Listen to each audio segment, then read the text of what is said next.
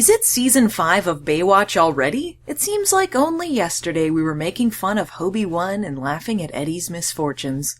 Oh shit, that was 3 years ago? The series is never getting finished. Summer ran off at the end of last season to go to college, but unfortunately she ran into the sea and didn't stop, so now she's dead. Presumably. So she's gone, and we can make way for our 2 new leads. You'll remember Caroline, Stephanie's sister, right? I introduced her as a new main character and she never showed up again. That's because I forgot when she became a lead. Give me a break, guys. It's been years since I watched through this series and there's a lot to keep track of. But now she's here for realsies to be a pain in Stephanie's ass for 3 seasons to come. Joining Caroline is Logan Fowler, our new Australian but incompetent character. He's played by Jason Simmons, who, funny enough, started out on Paradise Beach, Australia's soap opera Baywatch knockoff. Oi, I've got a role on the real thing now. Get stuffed, you drongos! Michael Burke was super excited to bring Logan's character in because, I quote, "We finally had a bad boy to write about."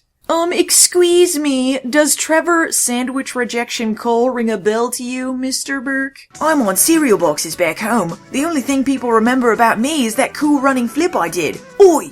Also according to Burke, this was the season Pamela really came into her own and was literally born into the world. This is not only untrue in that the reason she was cast was because of how famous she was anyway, and in fact she didn't show up for the auditions and they begged her to come on, but also in that I highly doubt she was literally born into the world at 27. Also, fun fact, did you know Pamela Anderson was the first baby born after Canada's 100th anniversary and is their centennial baby? Just thought you'd like to know. Other than that, I gotta mention this guy I keep seeing in the credits called Ledge Musselman, which sounds more like a Reb Brown character than a real person. I don't know where he is in any episodes, or if you can spot him, as he appears to be a professional stand-in. Ledge, if you're watching, please let me know when your autobiography is coming out, because I'm dying to know everything. Anyway, let the 2-parter commence! You know, guys, I was just thinking, this is the season where Pamela really came into her own. New agey stuff. Anyway, who cares about ominous foreshadowing? Radical skating montage, dudes! Hey, fellow teens, mind if I join? Legit question, does David Hasselhoff really not know how to skate? I'm surprised this made it to the final cut, what with all the Mitch butt kissing. Dad, what's up with that? You're a better rollerblader than any of us. I know that, and you know that, but they don't know that. Oh man, covered that one up nicely. I'm actually a better rollerblader than anyone else. I was just faking it. It's not weird. CJ visits Mitch to ask him about the earthquake she felt that morning, and also to say awkward lines like this. My entire bed almost collapsed. Thank God there was no one under it. Quick poll, does CJ have a really weird sex life, or does she still believe in monsters under the bed? Meanwhile, Stephanie, in her new haircut, has totally forgotten about Coast Guard, because now she's with geologist Riley Ferguson. Coast Guards are so last season. Geologists are where it's at now. I hope no one notices I'm the guy who played Eddie's schizophrenic brother just with a beard. I can skate. Who says I can't skate? Was it you? I'll fight anyone! Riley mentions his love of free diving, and Mitch acts super judgmental as usual. You ever try it, Mitch? Oh, yeah, but I actually started developing gills, so I had to cut back. Did you hear that? I started to develop gills? Man, I'm clever. Seriously, Mitch, you were, air quotes, pretending not to know how to skate to impress some random bikini babes. Get over it whenever Stephanie wants to get some action. During a rescue, where everyone competes over who has the least convincing cry for help, Support. Exchange lifeguard Logan appears on the scene, and our crew act as if he's always been there. To prove he's a totally separate character from Trevor, he ignores a male victim so he can rescue a pretty lady. You know, the exact same thing from the pilot. At last, they can finally write this story they already wrote. After receiving a talking to by Eyebrows, CJ tells the boys to cool their jets. My matey's just jealous. I beat him to the rescue, and the poor boy didn't get the hero worship he was after. Did the acting get worse this season, or am I suddenly becoming less desensitized to it? Now, your hot dog tactics may have worked for you in Australia, but they have no place on our beach.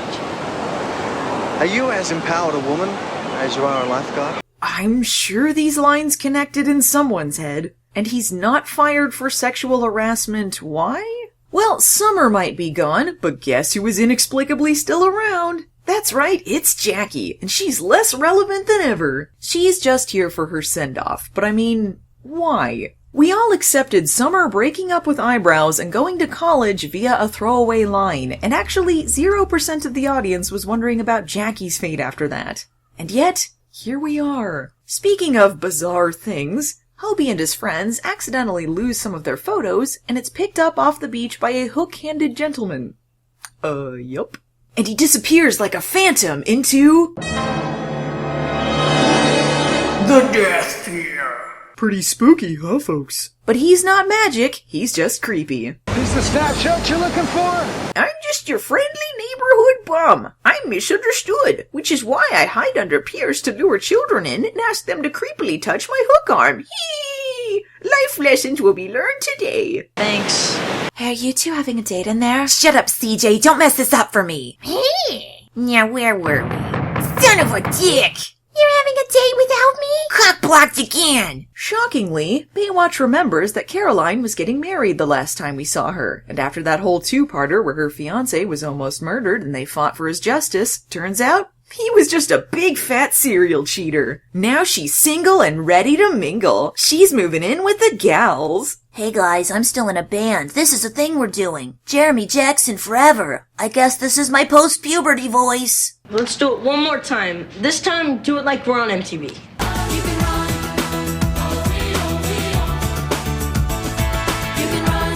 Whoa, a kid standing by a river repeating "you can run" over and over again? Just like MTV, dudes! This girl's not even looking at him. She's just really impressed with the camera. Puberty. I really want to be happy again.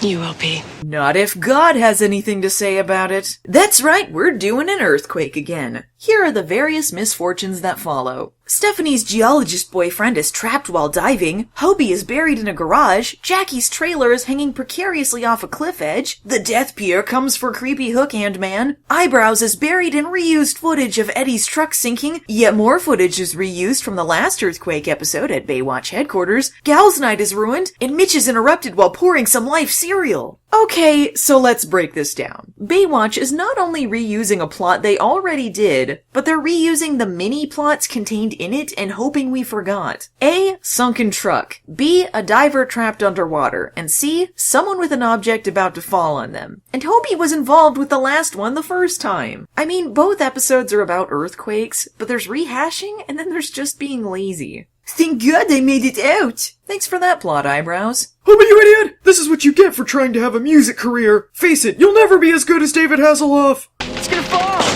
Oh no! Yeah, on second thought, the acting has gotten worse. Y'all have any life cereal in here? Via gratuitously used news footage from a real earthquake, we learn the city is in shambles and in need of some rescue. Baywatch is gonna be super busy the next 40 minutes, that's for sure.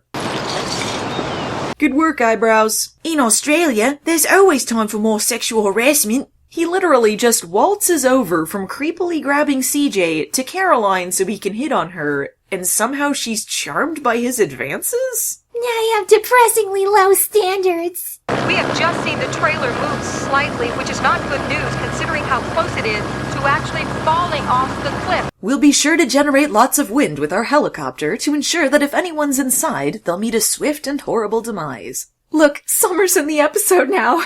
Please keep me on the show. Somehow, Mitch and Eyebrows are able to wordlessly signal to the news chopper to fly low and let them dangle off the edge. I can't say I've ever been in this situation, but this seems like a liability lawsuit waiting to happen. Whee! At this point, the helicopter lands and they say they have a harness, so presumably Mitch can put that on, they can hold the other end, and he scales the cliff edge to the door to get Jackie out. In fact, the door's close enough he wouldn't even need to go all the way over. But instead, this happens. Pretty cool, huh, folks? My save, Jackie. I get the cafe now. What? Never mind, I'll give it to my wife. So do we. Know each other? Hobie suddenly remembers Hookhand Man, who lives under the pier, and helps Caroline rescue him. Hobie, looks like you learned a lesson about pride today. That's not what this was about. 10 years of slow-motion diving footage later, Stephanie and company have freed a geologist boyfriend from his watery tomb. Precisely no one was worried if he survived or not. Meanwhile, Hobie sculpted this elaborate sandcastle to ominous music?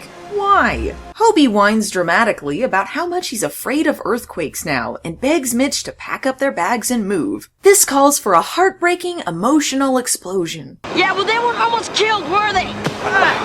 You punch that sandcastle, Hobie! Punch it with all your heart! After that, Hobie asks to go live with his mother. This calls for a sad montage. Where Caroline and Logan sexily wash a truck together? Yeah, Jackie, I'm not sure anyone wants your death trailer now. And then it just abruptly ends with more sexy car washing? Okay then, I'll kill you! Next time on Baywatch, Mitch and Gail decide to get remarried. Meanwhile, Logan and Eyebrows fight over Caroline. Deja vu!